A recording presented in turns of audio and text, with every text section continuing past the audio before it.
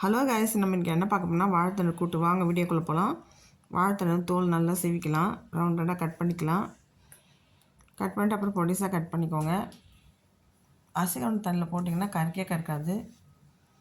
100 பச்சை பருப்பு எடுத்துருக்கேன், நல்லா கழுவி மஞ்சத்தூள் போட்டு தண்ணி ஊற்றி வேக வச்சுக்கலாம்.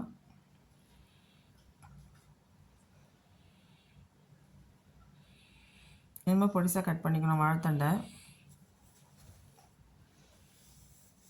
இப்போ பருப்பு வெந்துடுச்சு, வாழைத்தண்டெல்லாம் தண்ணி புழிஞ்சு போட்டுக்கலாம்.